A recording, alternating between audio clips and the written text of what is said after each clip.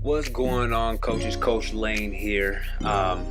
So we are bringing you System versus Set Part 2. Now this podcast, he's going to be diving into the videos Coach Murray talked about last time, the difference between system and sets, and some of the things that are important to think about when you're going to be running a system or set. And one of the key things that he talked about is having a younger team maybe consider sticking with the system with them as they have time to develop. So great podcast. If you haven't heard it, go check it out. It will definitely help you grow as a coach. So now all that information that we talked about in the last podcast of system and sets, we are now going to be showing you videos of the things that he was discussing and talked about in the previous podcast to give you guys a visualization between systems and sets. So that's something to be looking forward to.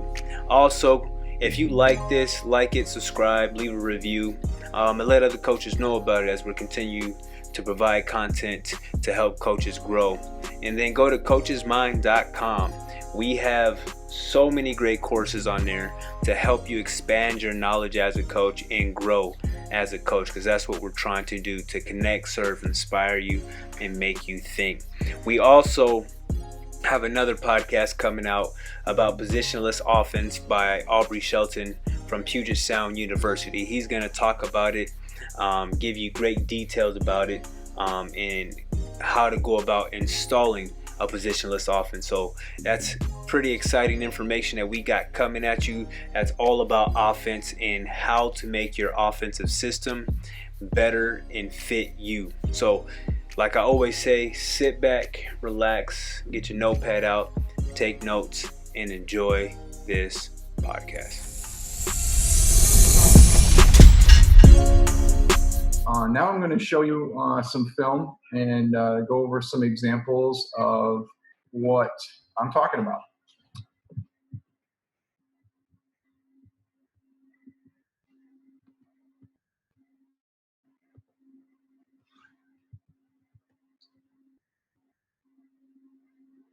Okay.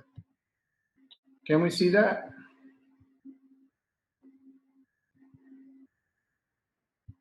Yeah, I can see it. We're good to go. Okay. All right. Okay, so these first clips are just our penetration system. So sometimes we get down on the floor. We have basically a spacing template that we use for not only our transition but our half court offense. And so sometimes we'll get going in transition, and we may not flow into our motion per se, or our set motion that we would want to use. We would just flow into just our dribble penetration game. And so these first few clips are just going to demonstrate kind of where we are on the floor and how we space it so that we can get the looks that we want.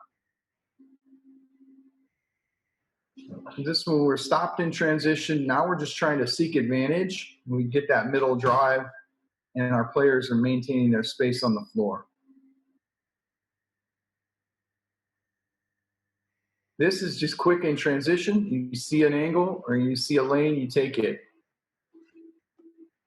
This isn't scripted. These are things that our guys just see. And now we're kind of going into a half court, our half court system.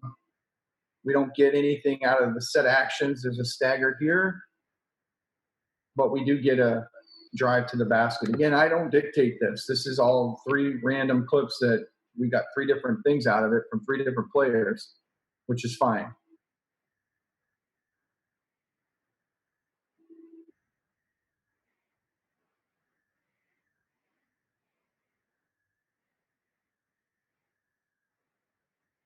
And again, all five guys are working together. We don't know who's going to score. It's just whoever's taking advantage of opportunity right there. That was a tremendous read. A lot of times what we do here is if we get into a ball screen opportunity, we always look to reject those. So we have our number 5 goes and follows this pass. We reject this. And so if you see this defense, they're sinking. We have a corner spot filled and then a 45 that's filled. Well, we see the sink and hit the wing for a wide open shot. That's great vision. there to get an open shot. So on this one, we talk about when we drive, where do we go once we drive it? So our system of penetration is this here. We kick to the corner and we have a middle drive off, or if he doesn't have a shot and he drives it middle, then we talk about in our system is a same side exit. And so once we kick this to the corner and he middle drive, and it's not even a great drive, but we get a good same side exit there for a wide open three. So that's part of our system. That's something that we look for. That's a trigger that we would use, to try to come up with some not rules, but just a concept that we want to use. And another concept that we use within our dribble penetration is something that we call second cuts. And so in this clip here, you're going to see a contained drive. Okay, so they've doubled the ball. And our kids are then asked to not just stand around, but to cut. And we want 1 second cutter per possession. And so right there you see they have kind of stared at the ball and committed to double teaming it. And then what we want our guys to do is cut to the basket. And we get a layup on that. So these next few clips are just, again, a concept that we use called our second cut concept. And so that's just, if we can't get all the way to the basket, if the dribble drive is contained like it is here, then we get a cutter on the weak side. And this comes with time and practice. Like our guys have to kind of figure out the timing of it. They also need to know we only want 1 second cutter.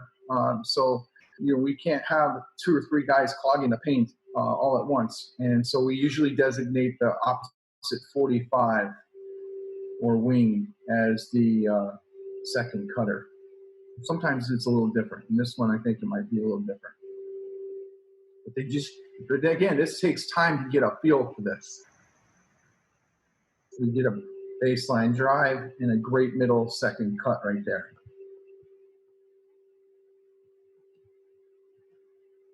So we have a dribble penetration system of where are we supposed to space when a guy puts the ball on the floor.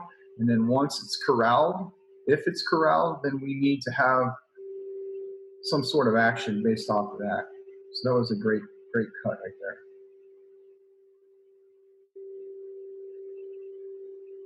Another second cut right there. Again, contained drive, backdoor cut, layup. And this might be my favorite example of the second cut concept here.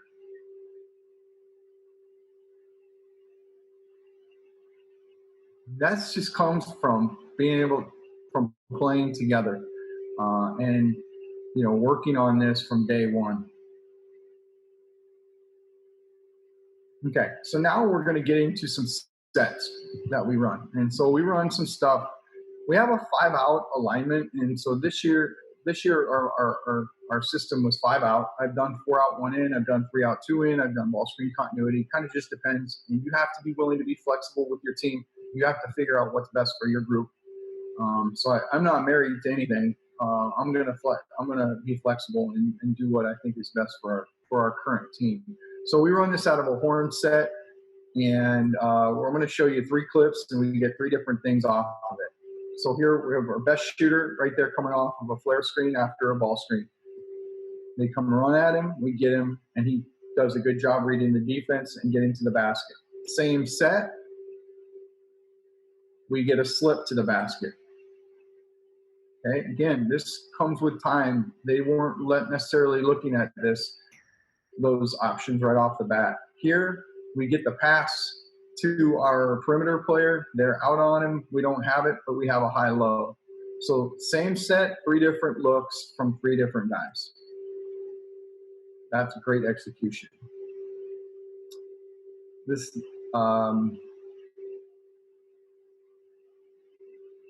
this next play here is one where we put it in second half of our conference, and that's another thing with sets is you don't have to put them in from day one. You can wait and save them for the second half league, and put a surprise on some teams. this was something that kind of derived from another concept that we kind of fell upon, as the season progressed, was we really like to isolate number 5 here on the elbow. And then this set calls for the opposite 45 to make a quick, hard backdoor cut. And you see here, we get that. There's a lot of attention is paid to number 5 when he gets it on the elbow. Same set.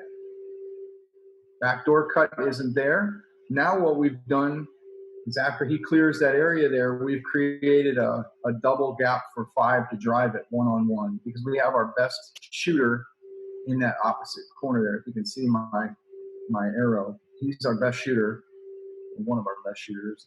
So they're not going to want to come off of him. So we've got a great one-on-one here to the basket. He lengthens out and get a layup with that. Okay. Now this one, we want to get to the basket off of a step-up screen, and we've got all kinds of things happening with this. So one could come off of it and get a layup if he can. After the ball screen, we have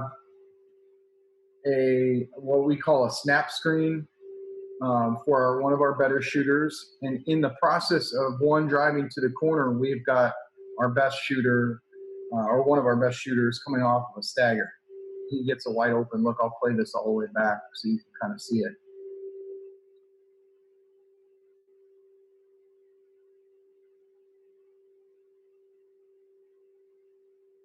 And things you want to think about too is what type of defense are you playing against? Are you playing against a switching team? Are you playing against teams that tend to fight through things and trail through screens? Maybe teams switch 1 through 4. You kind of have to figure that out as you go. Again, same play, 3 different looks off of the play.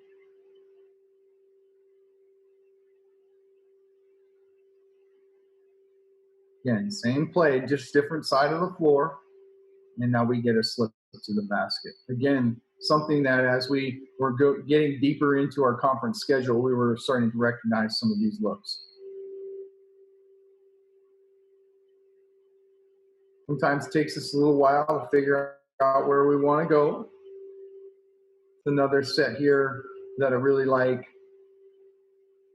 Clears out a weak side for a flare. Really tough to guard. If any of you guys want any of these sets, I've got them all written out, and I have my contact information at the end here. I'll show you my contact info, and any of you guys want these things, reach out. I'll send them to you. No problem. Okay, out of bounds play. You see on the shot clock we have 4 seconds left. This is a special out of bounds play that we use, and we don't have a lot of time, to do. Just to get it in and run our motion or run our system. So we need a set, for this that dictates, the situation. So this was something, again, really well executed. Read the defense. We got a really crucial layup for us, down the stretch of that game. Okay, so this series of clips right here are things that we would run out of our motion, and it was sort of a set within our motion. So we have a trigger, and the trigger for this alignment that I'm gonna show you is this dribble handoff. So every time we come down the floor, and if we can't get the ball entered, or we don't want to get the ball entered, but yet we want to run what we call flash game, we're going to go into a dribble handoff. To this dribble handoff, opposite corner man ends up going to the elbow, and then is where we get to the motion stuff. So now once he has it here, we've got good spread, we've got good spacing on this side of the floor. The passer now works with the man in the corner, and then they just play. They read the defense. They go screen for each other. They cut. They, can cut back door. They can curl. They can fade. It's all based on it. So they're just playing. And 5 has it. He's one of our best decision makers. He could take it to the basket. There's all kinds of things that happen with this. So again, one of our concepts is if we're seeing pressure, we want to drive pressure or we want to cut pressure. And so there we cut the denial and we got a layup out of it. So now you see this dribble handoff. We have another guy coming into the elbow area, 2-man game over there, backdoor layup. Again, unscripted. I may call out flash game, but once the initial pass happens, I have no idea what's going to happen here.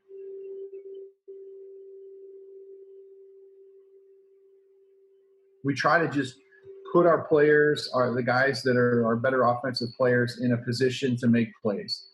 And that's what systems and concepts can do without it seeming set-like. Here we have one of our better players. Inside, he's our tallest guy, best post-up player. We get him a clean post-up into an easy jump hook.